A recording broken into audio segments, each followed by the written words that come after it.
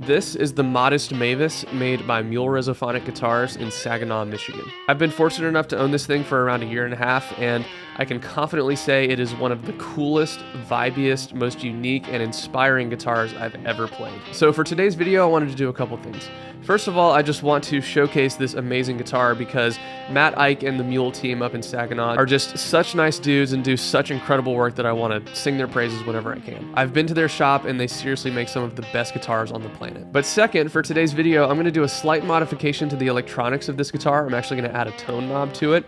And so I wanted to just document the process that I'm going to take to do this and just give any tips and tricks that I think of along the way for this type of modification. So let's get into it.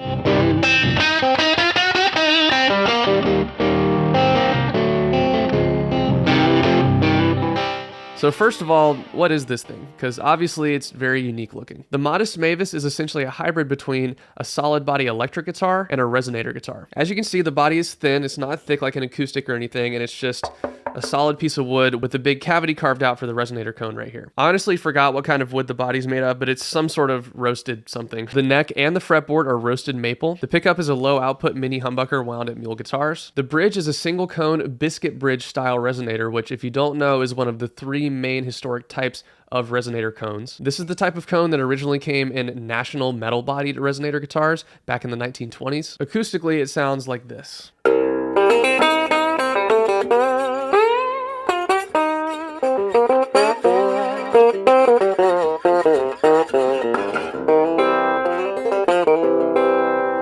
So you can hear it really has that nasty old-timey kind of thing going on, but because it's a solid thin line body, it doesn't have the full low end and real acoustic volume that a true resonator guitar does. So this thing is really meant to be played more as an electric guitar. But as you could hear in the intro clip of this video, the resonator cone absolutely has a massive impact on the way this thing sounds plugged in, which is what gives this guitar such a unique vibe and inspiring sound. It's gnarly, it's squawky.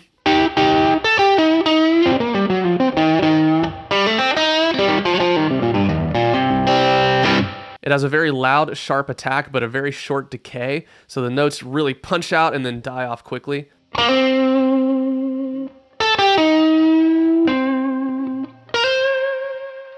And it's honestly just so weird and different sounding compared to any other guitar out there. It's not the most forgiving. It plays well, but the sound is just a little bit kind of rough around the edges, and it honestly takes some getting used to. But this is a good thing and kind of the point of this guitar. It forces you to play differently and make different musical choices than you would just every day playing your normal electric guitar, which can lead to new ideas and new songs and just push you outside your comfort zone in some really cool ways. As a matter of fact, the little groove that I played for the intro clip of this video, this thing,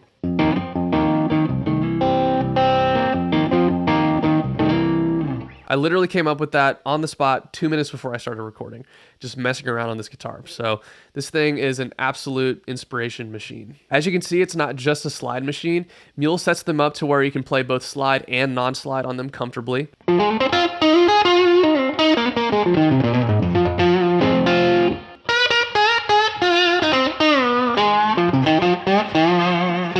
I have this tuned down to C standard, by the way, which is the same intervals as standard tuning, so all the same chord shapes. All the strings are just tuned down 2 whole steps from E standard tuning.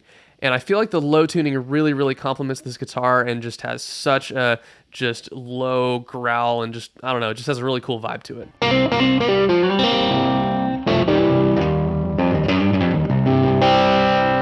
So far, I've just been demonstrating the purely plugged-in sound of this thing, but it can sound really cool if you kind of get a blend of the plugged-in sound with a microphone on it, like this.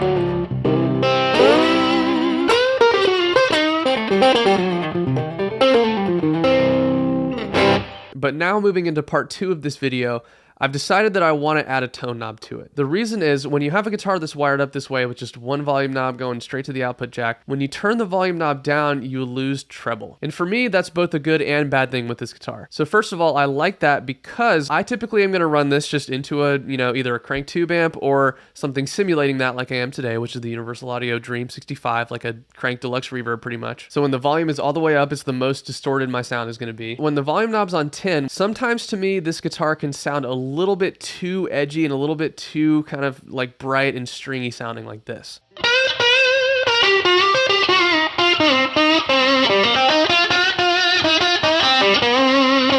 It's a cool sound, it's really gnarly, but sometimes I want it to be a little bit smoother while having that amount of overdrive with the guitar volume on 10. What I've been doing sometimes is just turning the volume knob down just a little bit so it kind of smooths out the tone a little bit like this.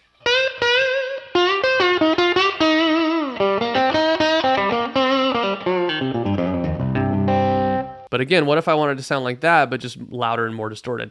I don't use pedals. I don't want to put a boost or anything in front that I have to step on. I just want to be able to get it all from the guitar. So adding a tone knob is going to allow me to have that volume all the way up, but just roll the tone knob back a little bit to smooth out that high end. But also, as you get here, it cleans up and gets darker. So what if I want a brighter and cleaner type of sound? Well, that's where the second part of this mod comes into play, which is this. For those who don't know, this is a treble bleed circuit, which I've talked about the different wiring styles in videos before. In a nutshell, this is going to allow me to turn the volume knob down on the guitar without losing any treble. So in summary, adding a tone knob and this treble bleed circuit should give me the maximum amount of flexibility possible with this setup. So now that we know what we're doing and why, let's go ahead and mod this guitar. All right, here we are at my workbench, which is really just a cabinet in my living room because I live in an apartment and don't really have room for a real workbench right now, so I just have to make do. So the first thing I'm gonna do is measure the pickup height relative to the strings because I know I'm gonna have to unscrew this pickup in order to get the pickguard fully off so I can drill a hole in it for the new pot. And I wanna be able to get the pickup height exactly where it was before so it sounds the same. So I'm gonna go ahead and do that now. I'm just measuring from the top of the pickup to the bottom of the string, not pushing down any strings or anything like that, and just taking note of the measurement. So that is 11/64 on the treble side and about 10/64 for the bass side, which that might reduce down to something else. I am horrible with fractions, but I'm just gonna put 10/64 because my ruler is in 64ths. So now I'm just gonna take off the strings. One thing you want to be aware of with resonator guitars is whenever you take the strings off, the cone is going to be able to move around. So in order to keep the same intonation that you had before, you're going to want to make some kind of marking on the cover plate so you can remember where you had the cone before. I've already done that, so I'm good, but just remember that if you have this type of resonator cone. All right, so the next thing I'm going to do while the pickguard is still on the guitar is figure out where exactly I'm going to place the tone knob on the pickguard. When it comes to the distance from this knob going this way, I'm just going to eyeball it, but I do want it to be the same distance from this edge of the pickguard as this knob so it doesn't look all wonky. So I'm going to take my calipers and measure from roughly the center of this knob to this little edge of the pickguard right here. Don't judge me with my cheap plastic Harbor Freight calipers. I'm going to get some real digital ones here soon, but this is what I got for now. That's looking like 32 millimeters. So I'm going to go ahead and pencil in a line right about there. I'm just going to put this knob here in the spot where I marked that line and take a look at it. That looks about right. I might just move it down a hair from where that line is, but that looks pretty good. So that's going to be my spot for the knob. So now that I have that marked, I'm going to take the pickguard off.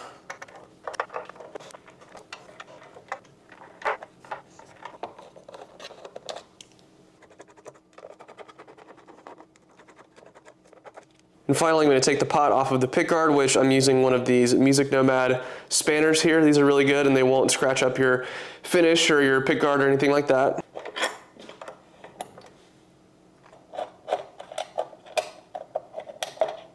Oh, and by the way, any screws or nuts or washers or anything that I'm taking out, I'm putting in this little compartment of my mini screwdriver case thing here, just so I don't lose them. And there we go. So as you can see, they left the cavity pretty big here, so there's going to be room to add this extra pot right around here. So now what we have to do is drill the hole for the other pot. So I have my pickguard and my drill, but before I start drilling away, there's a couple things I need to do first. First of all, I need to mark the spot that I'm going to drill with an awl, spelled A-W-L, which is going to create a little divot in there that I can lean the drill bit into so I don't accidentally slide around. So I'm just going to find this center point here and make my mark. So as you can see, I have a little dimple there now. And so now, if you couldn't tell already, this pickguard is made of wood, and it's a pretty thin piece of wood. I don't want to just go for it and just drill right into it, because I could get a blowout right here on the back, which is going to tear away some wood and could potentially mess up the pickguard or crack it or whatever. So I want to do everything I can to minimize that. And also, of course, I don't want to drill into this cabinet because my wife would kill me. So what I'm going to do is clamp the pickguard to this scrap piece of wood right here, which is going to give the backside of this some extra support and hopefully not have any wood tear out.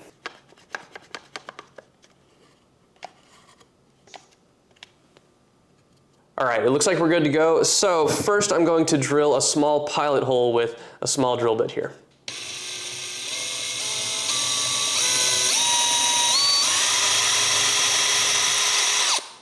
All right, so far so good. Now let's move up to a larger drill bit. All right, so despite my best efforts, it looks like I did get a little bit of tear out on the top side there, which sucks, but I think it's gonna be fine because we still need to make the hole a little bit bigger, and all of the hardware and stuff and the knob should cover that up, so I think it's gonna be fine. As you can see, no tear out on this side. So new development, I just realized this is the largest drill bit that I have. So I'm not gonna be able to drill any larger than this, but that's also okay because I have this. This is a hand reamer that I'm going to use to drill out the hole the rest of the way. So we're just going to put this in and bit by bit, just enlarge this hole here. It's going to go nice and slow. Don't want to get any tear outs here. And I'm going to want to check here pretty soon. I know I still have a ways to go before I reach the full size, but you don't want to go overboard and then end up making the hole too big. I'm going to go ahead and take the potentiometer I'm going to use and try to fit it through, which that's definitely too small, so we still got a ways to go.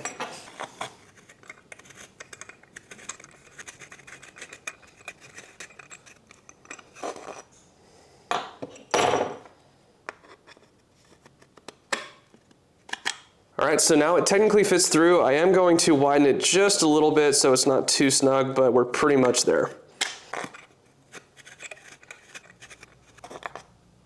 All right, there we go, perfect. So the sketchiest part of this operation is done. Now we just have to wire this thing up.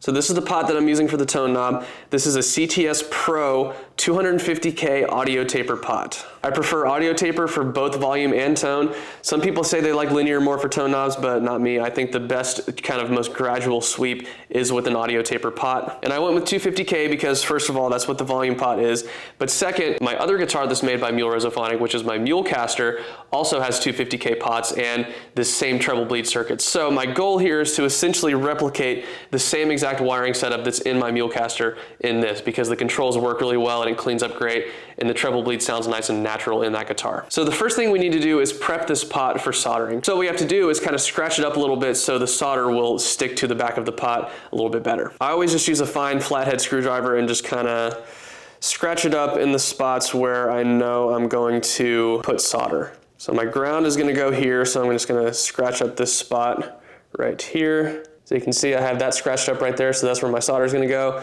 And then also I know that this leg of the pot is going to be folded back and soldered against the back casing of the pot, so I'm going to scratch up this little area right here. Might be hard to tell, but now I have a little bit of a scratched up spot right there. So I can go ahead and fold this back. All right, so now we're ready to start soldering this pot. For my soldering iron, I'm just using this, I believe, 40-watt Weller soldering station here. Got it on Amazon, they're pretty cheap, and it's worked great for me for years. All right, so we're ready to go. If you know anything about soldering, then you know you need to tin your tip and the surface that you're about to solder, so which means to just put a little bit of solder on the surface before you connect the things together, which I should have done here. I should have put some solder on the back of the pot and on the leg here, but I forgot to. It should be fine, so let's go ahead and get going.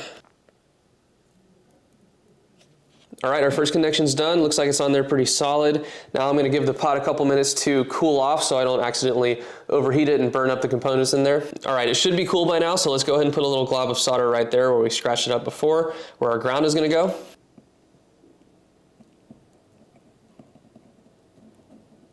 All right, that should be good. We don't need it to be too big. We're just putting one wire right there, so that's all we need. All right, so I got my pots mounted to the pickguard here, which it's a little tight, so I have to have this one a little bit kind of offset like this, but that's all right. Went ahead and tinned the back of this pot because that's where the ground wire is going to go, between those two right there. And the next thing I'm going to do is actually use a solder sucker to get rid of the solder right here, because by the time we're done, there's going to be 3 different connections on this one lug here. So I want to have as much room as possible before I solder it all up. And I'm also going to do it right here because the treble bleed is going to go between these 2 lugs here. So I want to make some more room.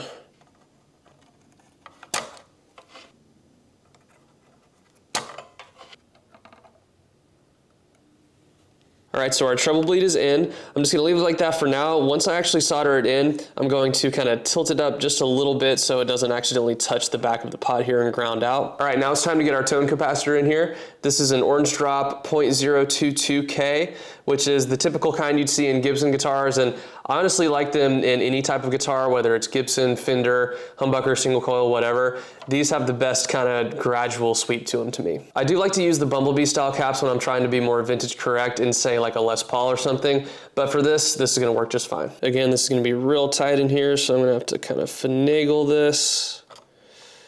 And there we go. And I'm gonna let this just kind of tuck under like that, again, just to save space in here as much as possible. And so now let's just solder it all up.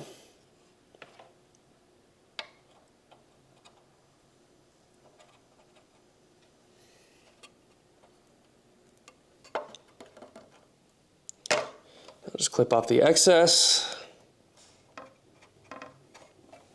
And finally, we just have to put in our ground wire, so I'm just gonna cut it to size here.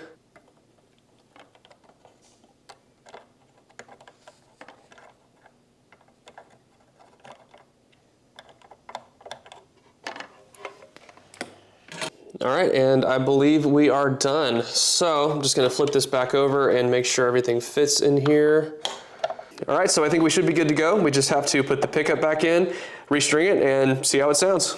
All right, so we're back, and check it out. Strings are on, tone knob is installed, and I would say this mod was a resounding success. I tested it out before I started recording, and it's working great. I was a little bit worried about that treble bleed circuit kind of touching the back of the pot there, but I think the cavity they routed out under here is deep enough to where it's not pushing it up against the pot there. So just nudging it out of the way a little bit like I showed is all it needed. And so yeah, adding this tone knob and treble bleed circuit did exactly what I was hoping it would do. With both knobs all the way up, it still has all the clarity I would ever want, or honestly still more than I really want when the volume's on 10. So yeah, it still kind of has that edginess and harshness when both knobs are on 10.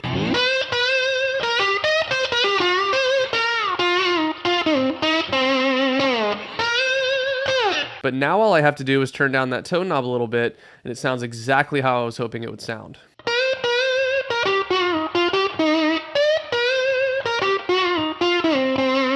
Back up again.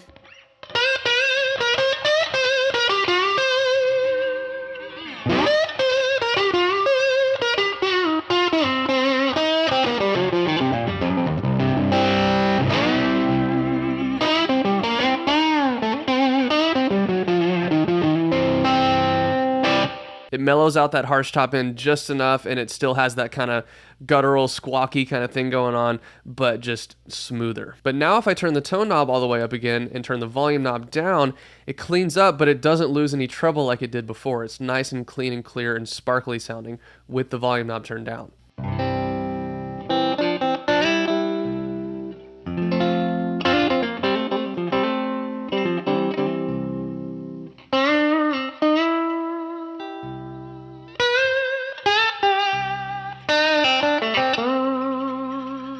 But if I ever want a rolled off, warm, clean sound, now all I have to do is just turn the tone knob down while the volume knob's down, and I get this.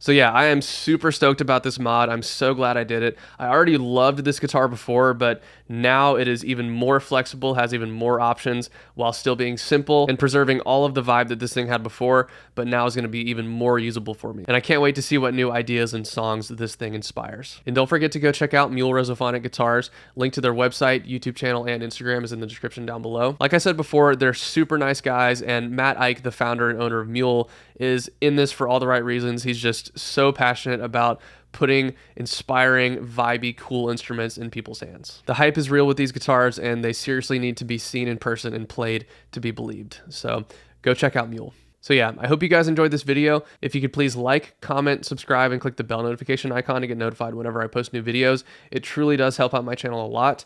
Thanks so much for watching, and see you guys next time.